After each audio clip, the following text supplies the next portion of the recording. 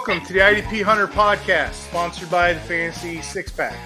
Welcome in those on Spotify, those on Apple TV, those on YouTube. We got ourselves a treat tonight. I got you a new guest, IDP Iggy. You guys know me. I am the writer over here at the Fantasy Six Pack. I'm also an IDP writer over at the RPO Network. I was the number 4 IDP ranker last year. One of my proudest accomplishments is I'm in this tournament every year called the Fantasy IDP Tournament. It's called the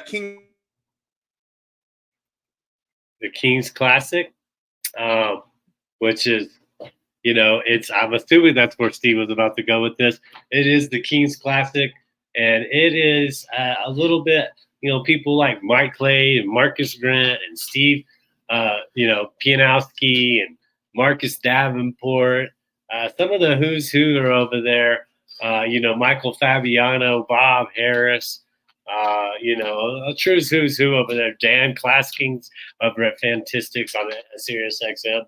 There's quite a few of us over there, and, it's an honor to be over there. Of course, Gary Davenport, Drew Davenport, but Gary's our guy because he is the commissioner of our branch of it called the Dick Butkus Division. And honor of the great linebacker, Dick Butkus. And, I can't ask to be with the greater group of people. Steve, right now, I don't have the rankings pulled up, but Steve, I believe he's ahead of me right now, as far as everything goes in the Kings Classic 2004 Dick Butkus division.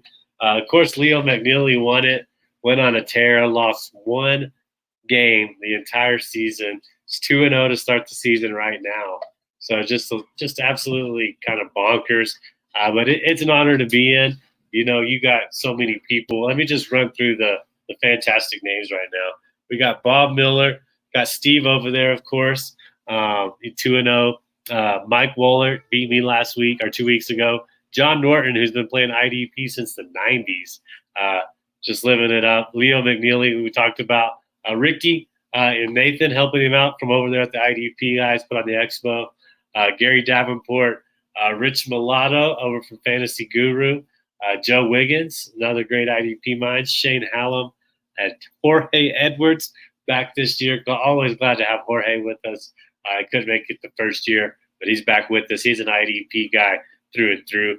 Gary Van Dyke, joined in along with Steve in the rookie class this year. And then everybody's favorite, Joey Wright, of course, with football guys now, just the life of the party. Always stoked to have Joey in any draft I'm a part of. So that pretty much rounds it out. That's the IDP draft that we're a part of. And excuse me. With that being said, I'll just kind of get right down to it. Steve was going to ask me to go right into his studs, being an IDP show. Some people that had some really great performances. I thought that were really great in week 2, maybe not getting enough attention that they deserve, because honestly, there were a lot of great performances. Hutchinson, 5 sacks, didn't win the game. Fred Warner had 9 tackles, a sack, 2 forced fumbles, and an interception, or just something crazy like that. They lost the game still, but some great IDP performances there. But Germaine Pratt, I thought he had an excellent game coming through for the Bengals, big time right there. It's always hard to tell who's going to be the linebacker stepping up. Logan Wilson, Germaine Pratt. So far this season, Pratt's been stepping it up. He could be getting his first Pro Bowl selection if he keeps up this pace. And then one more, Zion McCollum of the Tampa Bay Buccaneers. Winfield goes down. We're kind of worried about that secondary. McCollum steps up, gets an interception, gets tackles, and had a heck of a performance. I don't know if he's going to be able to repeat that, but it is worth noting that those guys had excellent week 2 performances. So you're a big Pratt guy, huh? A little bit going forward. I think he's going to be one of my studs to watch out for. I mentioned him in my waiver wire over at Fantasy Alarm as well. I think he's a guy worth taking. I think he's onto something this year. Yeah, that's a spicy good take.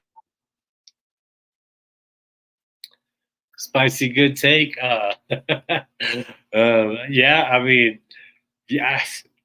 I said, Logan Wilson, Von Bell still back there. Trey Hendrickson's a stud. He's going up against another Mike Wollert. He didn't write the article, but he brought it to our attention over in the IDP world how Trey Hendrickson just dominates rookie tackles. And It's with the rookie tackle thing, that's you got a lot to learn as a rookie. That's why I'm not so high on Caleb Williams. Marvin Harrison looked great last week, but he looked awful game one. Can they keep that consistency? There's so much to learn at your position. Just because you have a good week against a certain skill player one week, the next week you could be going up against a veteran that knows all the tricks of the trade, knows how to take down your speed. So, with that being said, you got to take a look at a couple of those opportunities. The quarterback for the Giants, let me pull up his name real quick. I'm sorry that I don't have it just right in front of me. I should have that. But he's a rookie. He's probably going to get targeted, but, man, he got a lot of tackles too. Just amazing. Oh, man. Just amazing job that he did for them. I don't have him pulled up. I should have him pulled up. Free agent in most leagues, I'm pretty sure. Let's see, New York. There he is, Phillips. Dru Phillips, man. Yeah, he's a free agent in the Kings. He's a free agent in a lot of leagues, and I know cornerbacks don't necessarily get the most amount of points, but if you're in a system that rewards cornerbacks, or you're in a system where you have to start a cornerback, take a look at him. Giants playing the Browns could be a potential for a big play. Deshaun Watson, he's scrambling around a lot trying to make plays. It's still interesting for that aspect because Amari Cooper just hasn't stepped up. So I think, like I said, Dru Phillips is another kind of sneaky candidate that did well in week 2, Steve. And I think he could keep having good weeks as a rookie quarterback. Yeah, so it's so up and down with those guys. You know what else was interesting week 2? I probably should have saved this for an observation, but there were so many players get hurt. You can chalk that up to a lot of things. You can chalk that up to maybe not enough preseason time, maybe not enough off-season training. They've been cutting that down. But there's like 3 linebackers right here that I wanted to highlight, the rooms, that could really be something this upcoming week. The first one is Baylon Spector of the Bills. He's taken over for Terrell Bernard. I mean, he's the direct replacement. A lot of people don't know Spector. He's a 2022 Clemson linebacker. He came in the league. He excels at like tackling angles. That's kind of what his thing has always been. And he lived up to the billing, covering down for an injured Terrell Bernard, who suffered a pec tear. So he's on IR. Consider him out 4 to 6 weeks. This guy grabbed 10 tackles with an impressive 62% snap count. So there's an every down linebacker for you for the next 4 to 6 weeks. So he's a must-have for me. In the same vein, I go to the Thursday night game. The Patriots and Jets, there's a lot of injured players on both sides. So I'll give you 3. Jahlani Tavai of the Patriots. You already know last year he was PFF's 4th highest graded linebacker, 111 tackles, right? Tavai finished with 90% snap share, and he took over immediately when Bentley went down. Then we have another linebacker named Sherwood over there with the Jets. He's going to be the direct replacement. And we're not sure. It's a 50-50 whether or not Mosley can come back in. But I'm very interested in Jamien Sherwood. Only owned in 5% of leagues. That's another free linebacker for you. And I'll give you one more in this category. The Jets have this guy, Will McDonald. Everybody knows who that is. I mean, he was a highly coveted draft pick, right? He came out of nowhere for an injured Jermaine Johnson. He stepped up. He had a 3-sack, 3 tackle for loss, 3 quarterback hit performance. But all 3 of those guys are in a position to succeed.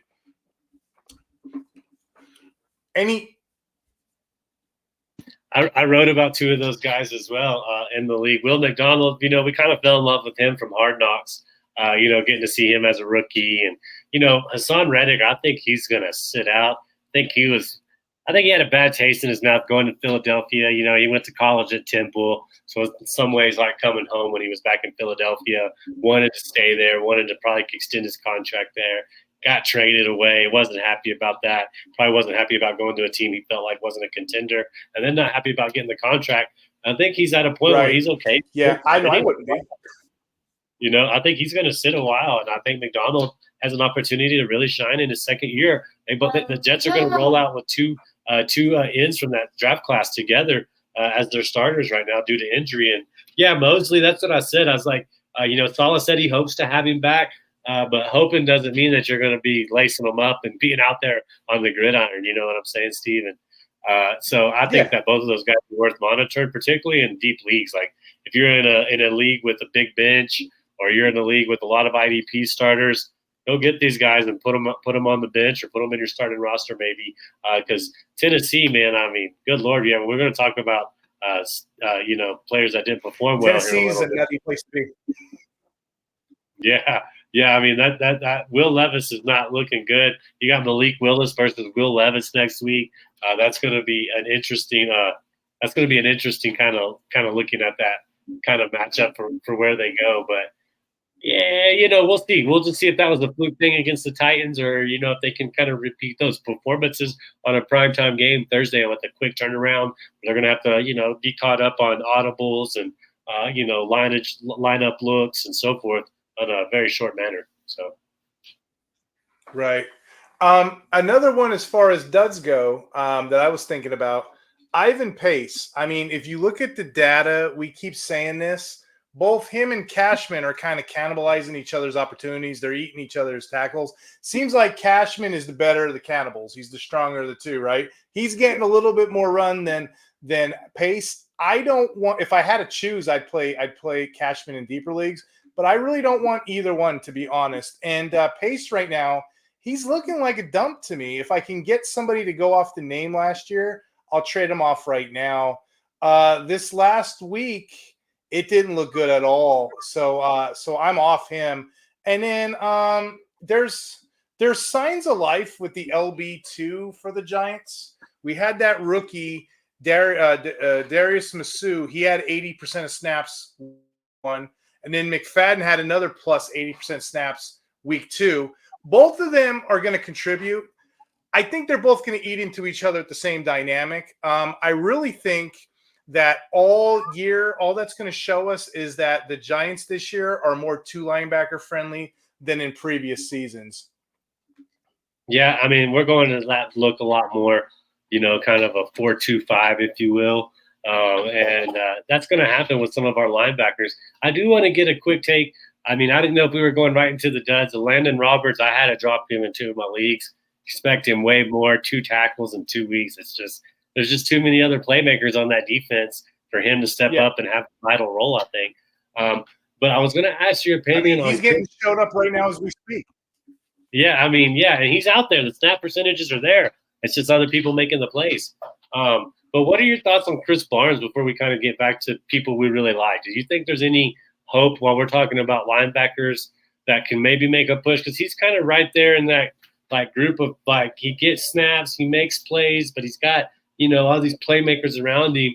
Gardeck had his impressive game. He's usually due for 1 or 2 of those a season. I wouldn't be going out there to get him, though, necessarily in your leagues. But what are your thoughts on Barnes? You know what's funny that you said that? Because this was going to be my observation. Barnes is always a guy that, when I'm ranking like top 60, top 70, I'll stick him somewhere in there, right? Because you don't know, because he's going to get snaps. However, I think the up-and-coming, the chosen one there in Arizona, because we have the Barbarian Gardeck, we have Kaiser White. I think Mac Wilson is the reason we're not – I'm not on – the only league I have Barnes in is a 64-team league, just to give you a little hindsight here. Mac Wilson is the story for me. First off, he was at the Patriots. They traded him from the Browns to the Patriots, so they had high regard for him. And he's a tackle space eater. Now, the only problem with him is – he doesn't get a lot of snaps. He doesn't, because the Cardinals don't necessarily need him to play a lot. But what did he have last week? I'm looking at it now. 44% snap count. 44% snap count with 3 targets. Was that because of the blowout win, or was it just that was just? Yeah. Well, see, the Cardinals are a zone coverage defense. And whenever you're in a zone coverage defense, it's more coveted than a man coverage defense for linebacker, because your back is turned to the end zone. So you have your back turned, you look at the quarterback. When he makes a throw, you make a tackle. A lot of people think that, you get your tackle stop and run. That's not true. Tackle too. But like the Rams, and that's why it was so good for Ernest Jones. The Rams and the Cardinals are one of the few teams that run a one every down linebacker in a coverage zone like that. You know what I mean? So that's why it's so highly coveted. That's why it's so good to find. Now, I wouldn't switch. Like, would you trade TJ Watt for Chris? No, that's just stupid. But as far as scheme goes, that's just the way they do it. So they bring these other guys in when needed. But Mac Wilson, he's a space eater. He's going to eat. So that's what I think. Krys Barnes, nothing wrong with the guy. I just think Mac Wilson's the better prospect, and they don't play enough. They only play 2 linebackers most of the time, so they don't play these guys enough. Yeah, that's a great point. Yeah, I was just getting your thoughts on that. We could go back to the start, like the guys you thought week 2 studs that, I don't know if you got to say all of your week 2 studs that you thought did well. You know what? I mean, you nailed most of my studs. It's almost like you have like a mind reading machine in there or whatever. But I will say this, and I was going to kind of do it as an observation as well. I don't care too much about safeties. I will wait and wait and wait and wait on safeties. If you want to throw darts, there's guys for days. And I'll save them for the waiver side of it. But there were 2 observations that stuck out. People are taking Kyle Hamilton stuff high. How'd that work out? Not too good, right? People are taking Antoine Winfield. How'd that work? Well, he's injured. Jessie Bates, he's way after that field, right? Jessie Bates, 141 defensive snaps, 100% snaps, right? Bates has never played more than 20% of the snaps in the box in any season. Already this year, so far, he's had 32% of snaps in the box, because that's what I chase. I chase the numbers, right? Week 1, 36, week 2. Jessie Bates' usage this year is going to be insane. He's already got 141 defensive snaps for a safety. A 3-down player, that's what I want. So that's a stud to me. The other guy, and believe it or not, our little Kings Classic, I got this guy off waivers. People forget about Jordan Whitehead. What the heck? Jordan Whitehead, and again, this is what I do. I check snaps. Do you know Jordan Whitehead had 40 snaps in the box? 6 of them were at outside linebacker. So, yeah, that's a cheat code. That's like a little linebacker in the backfield. Winfield being out only makes it better. But, yeah, I snuck him in there. And I'm already set with defensive backs in that league. I had Brisker, Baker. I had Quentin Johnston already. So now I just added him to the fold. But a lot of people are sleeping on that. So just more of a stud, but more of an observation. Wait as far as you can with defensive backs, because there's guys in every league that just people forget. They forget the coding. They're like, oh, this guy's not good. Well, guess what? He is. You got to look at the scheme. Josh Metellus was like that last year. He's a little mini linebacker on the field. Yeah, he is. Yeah, and he's having a good year. So that's definitely part of it. Some guys I think that will be good going forward. Like we talked about. You already talked about Will McDonald. Patrick Jones going with another Viking. I went and snacked him up in the Kings right before our game started. Guess what? He was my highest scoring player again this week. And there's going to be kind of an interesting storyline in this game between Houston and Minnesota. You already mentioned Cashman. He came from Houston. Danielle Hunter, obviously longtime Viking, 87.5 sacks while he was a Minnesota Viking player. That's quite a bit for people that aren't really familiar with IDPs or sack counts. Once you get to the 100, that's the club. That's the marker. So he's getting pretty close. But he had 87.5 of them for the Vikings going back to Minnesota. Then Jonathan Greenard, he's been kind of quiet, but that's something to keep in mind. But where I'm going back with this to full circle it back to Patrick Jones, who you need to go take a look at, is the Vikings let Hunter walk because they knew they had an ace in the hole with Patrick Jones, my friend. They knew what they had, and they knew nobody else knew what they had, and he's on a rookie contract, so forget about it. We got him. And he's only got 4 tackles this season, but guess what, Steve? All 4 of those tackles have been sacks. So he's a big he's a boom-bust player. And if you're in a league with a high sack, reward, such as the Kings Classic or, most IDP leagues these days are getting to where they reward the sack heavily, because as they should. Because I like to bring this point up to everybody. You need to go get Patrick Jones. But my point I'm getting to is if he keeps up this pace, 2 per game, if somebody could just average 2 sacks per game, they would absolutely obliterate the single season sack record by 13. Michael Strahan has 21.5, 22.5. I can't remember. Yeah. So if you have 34 sacks in a season, you're crushing it. That's how rare and that's how special sacks are. So I always feel like they need to be rewarded. I mean, and just as football fans, we love it. We love a good blitz. We love a sack. it gets everybody going, particularly if there's a fumble on the sack.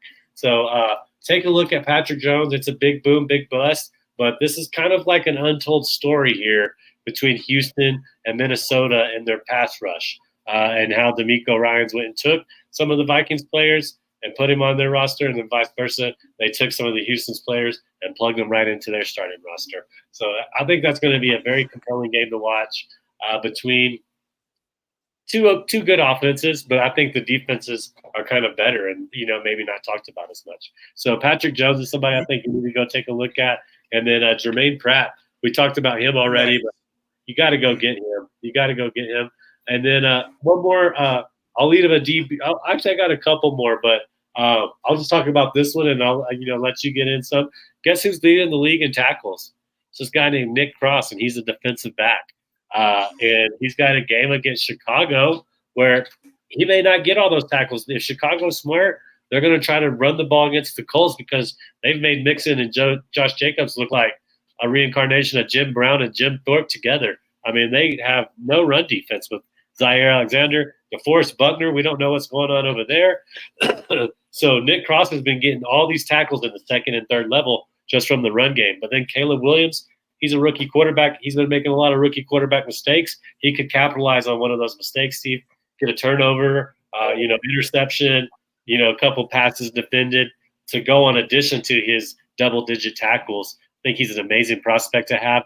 And the Vikings are just banged up defensively, honestly. They're getting banged up. So they're going to need Cross to step it up.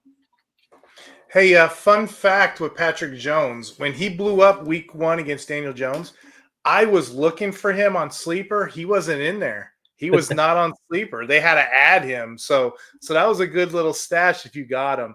I went to the MFL and put a thing in too for the Kings Classic, and I couldn't get him. So you must have got him before I did. I got Troy Reeder though, so I guess I'm okay there. Yeah, and you're 2-0. Like I said, you're 2-0, and I'm 1-1. So let's not get it confused there. So for our audience coming in, those on Apple, welcome in, or those on Spotify, welcome in. We're talking on YouTube at IDP Iggy.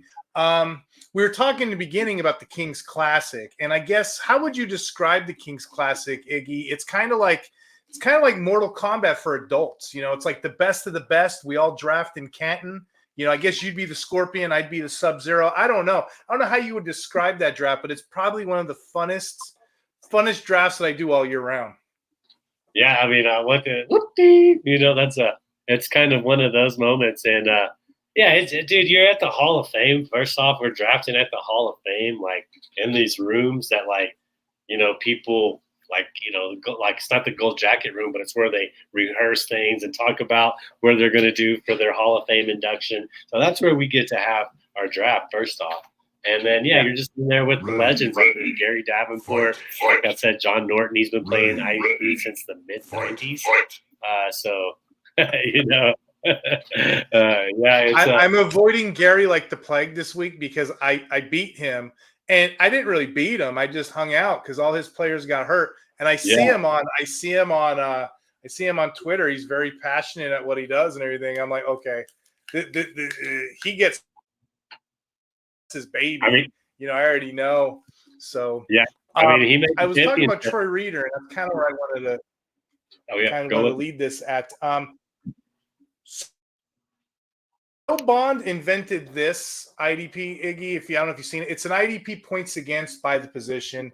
And we leave it to an offensive guy, Joe Bond, leave it to an offensive mind to come up with a tool that can help us in IDP. But it's really helpful for like these middle tier guys for me because what it is, it's set up, whatever linebacker defense, what they're going up against and it's ranked. But he did it based on your scoring. So if you're in, we had this talk offline, if you're in a tackle premium league or you're in a 1-2-3 league or if you're whatever, it's kind of a good way to kind of like map and try to figure, like IDP analysts, we're trying to always analyze and to see where the stuff goes. So for these middle tier guys, I'm going to kind of sort of talk about real quick here. These middle tier guys, context matters. The matchup matters. Who are you playing? What are you doing?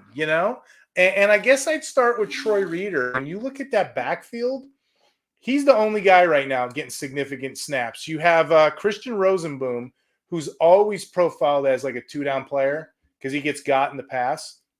He's only getting, a 2-down play. But right now, it's Troy Reeder who's getting everything. Now, I will say this. He's not very good at tackling. He only got a 65.8 PFF grade in week 2. To be fair, his coverage is a little better, but even that's suspect, 71.11. Even when players throw on him, I could have made him a dud, but he is producing. But when players throw on him, he's giving up 11 yards of play. Ouch. That's terrible. So what my mind kind of tells me is if you got Troy Reeder, play him while you can. Try to trade him for somebody that doesn't know whatever, because it's only a matter of time till our man here, Omar Speights, takes over that backfield. It's only a matter of time. Reeder's just filling in a spot right now. But again, you just got to pay attention to the matchups if it's favorable for guys like that. I'll give you another observation I had with these later round guys. The Bucks got a guy, Sirvocea Dennis. He's been eating into KJ Britt's time on the field. Britt was handling all the early down work. I don't know if you remember when we were drafting earlier this season, people kept moving Britt up their boards. They kept moving him up and up and up until where you had to take him with that. But Dennis has been eating into that time, mostly making the third down plays, the impact plays on third down. Last week was interesting because Jared Goff threw 55 times during the game, and Dennis was seeing plenty of action because he was your third down player. He ended up getting 9 combined tackles on a limited snap count. So again, with Dennis, keep that in mind. He's only getting he got 58% of snaps this week, got less than that the first week before that. But keep in mind, any significant matchups coming up, a guy like that, Dennis, is probably going to be eating snaps with KJ Britt. So just be mindful of that. And then one more, because I didn't talk DL enough here to you. DL linebacker hybrids are key. I'm always looking for guys, regardless of the snap count. Do you know who the number 3 linebacker is in scoring right now? It's Andrew Van Ginkel. Where did that come from? Minnesota, dude. Sneakily good defense over there. I don't know what's going on there, but he's only owned in 11% of sleeper leagues.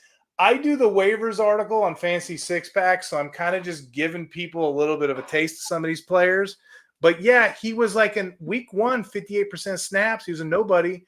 But watch out, week 2, he jumped up 81% of snaps. So again, you just got to pay attention to these matchups these guys are playing in, these observations.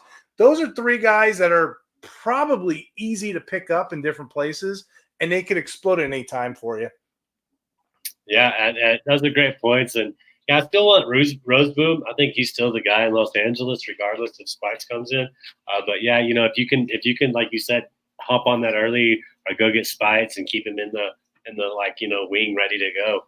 I think that would be good to go. And I think Danielle Hunter is going to have a good game going back to that Minnesota-Houston game. I had the Texans ranked as the number 1 defense going into the year. I think they're going to finish as the number 1 defense. I think they're just in the right division with the right head coach to pull that off with the right personnel. And I think Danielle Hunter is going to have another 1.5 sack game. I think they're going to get all over Sam Darnold with his 3rd and 4th string wide receivers basically leading. So I think that's if you're in a one and done, take a look at that. But Leonard Floyd, he led the league. We talked about this on the panel, IDP panel at the Expo. I mentioned this. Not many people realize he led the Buffalo Bills in sacks last year. And that was the big concern for the Bills. Like, who's going to get the pressure? Gregory Rousseau wasn't stepping up. A.J. Epineza wasn't stepping up. Von Miller can't stay healthy. Lo and behold, Leonard Floyd goes to San Francisco. The Rams look terrible, guys. They look like they're in for a long season. I knew their defense was going to be bad. I wasn't prepared for them to lose their 2 playmakers on offense and not be able to protect Matthew Stafford. So I think Leonard Floyd probably gets another sack this game as they double team Bosa, knowing that they don't have a good line.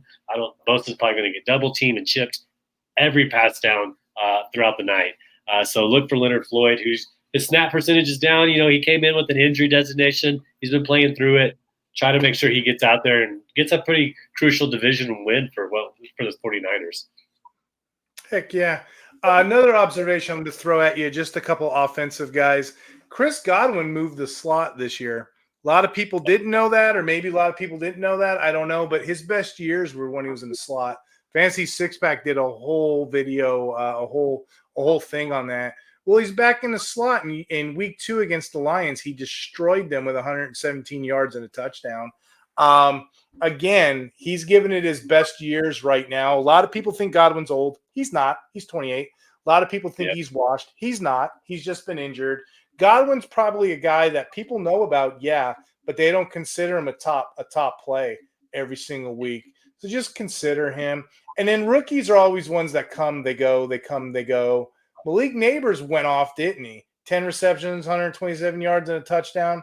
That may be a nice recipe for success if you can get him in your leagues. Now, granted, it was the Commanders, but again, the Giants are going to be one of those teams. They're going to have to throw all year round. So again, these younger players, I don't know how you are, Iggy, when you draft.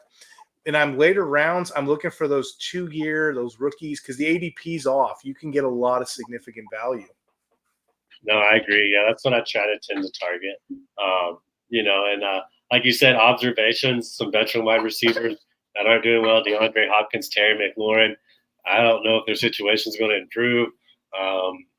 Second-year rookie quarterbacks that are not passing the ball downfield, which what are those two guys with, big hands and big height kind of excel at. So I'm holding on to my shares of them because, I spent up for Terry. DeAndre had a fall once he got hurt, but you got to hold on to those guys. And I just think that's, they may be worth, if you can trade something for them, maybe get something for them, especially in a dynasty league. If you can get some picks or something, just those guys off me. So, in our final category, we're going to talk about like, waiver wire, maybe some dynasty moves you try to do or strategies, but more particularly some guys for taxi. When you're waiting for that taxi in New York City and you're trying to get a guy, hey, taxi, he doesn't want to stop for you. You got any stashes you looking at? Anything pop out to you? Jalen Nailor, you got to go get him from Minnesota. He's been showing out, and he's about to get a lot more volume. So that's one guy I'm definitely looking at. Ray Mcloud, if you need somebody to go take a look at, he's been targeted a lot. Basically had pass interference in that game before they had the touchdown. He was hooked completely, but Kirk Cousins is looking at him in the end zone. So I think looking at, most leagues these days, you got to start at least 3 wide receivers, even if it's from the flex. So just 2 wide receivers I'm looking at that you have potential to go out and go get. Quentin Johnston kind of popped out. That's another wide receiver I think that he's probably going to continue having success. People were like, oh, he can't catch. I heard the same thing about Jamar Chase. Oh, he's dropping everything. Comes out and breaks the rookie yardage record. So Quentin Johnston could be in for a big year. He's 6'4", and he's a big guy down there in the end zone for Justin Herbert.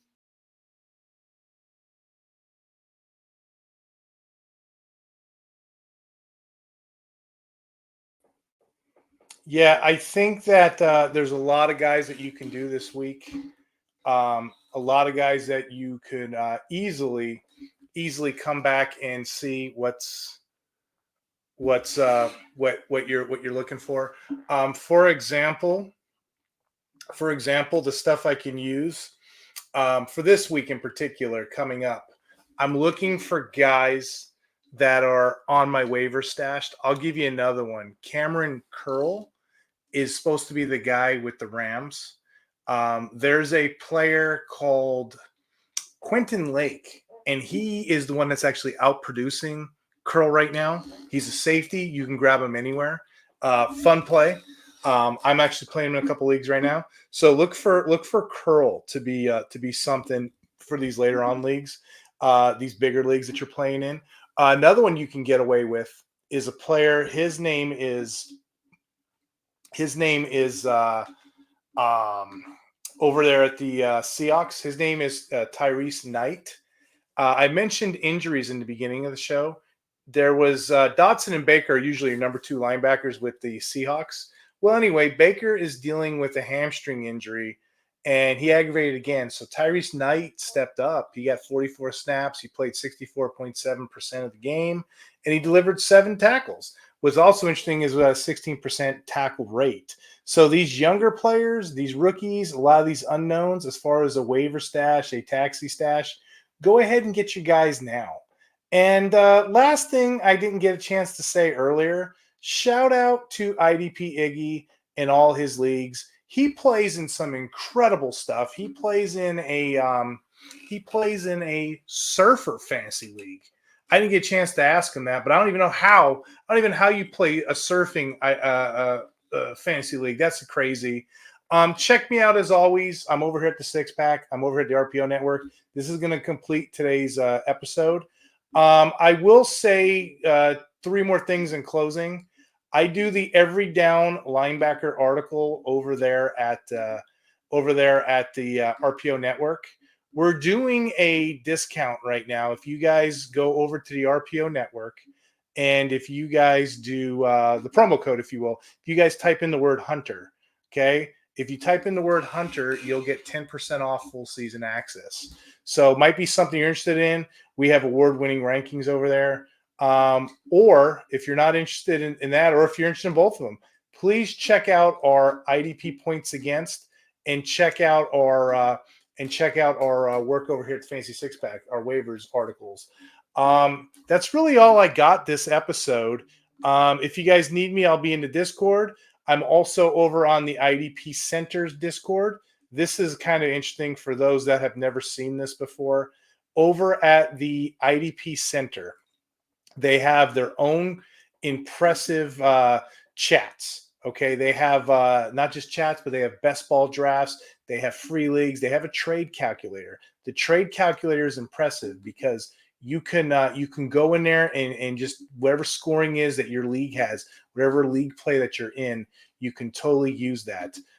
So the RPO, the RPO Network, Fantasy Six Pack, the IDP Center, and then last but not least, if you're going to check out the IDP Center, you might as well take a pit stop and check out Smash Up Sports. Smash Up Sports is another up-and-coming thing that they do. It's a new way of playing fantasy. If you guys can see my screen, it's a new way of playing fantasy. It has all the stops here, except for you're playing with cards. So think of Pokemon meets fantasy football. But go ahead and check us out, the IDP Center. We have over 350 expert managers.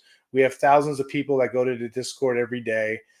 Every day we have more and more content we're pumping out. Like I said, I do these podcasts. I write these articles.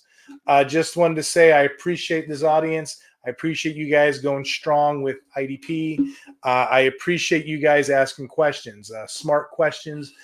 We give smart answers. Tune in next week when we do this show again. I'll have another guest. He'll be from England, so I'm kind of excited to see how people in England do these drafts and how they strategize, maybe a little differently than us. I don't know. Anyway, I'm just kidding. But anyway, you guys have a good night. We'll see you next week. And like I said, if you keep watching, we'll keep making these, okay? So you have a good night. Take care.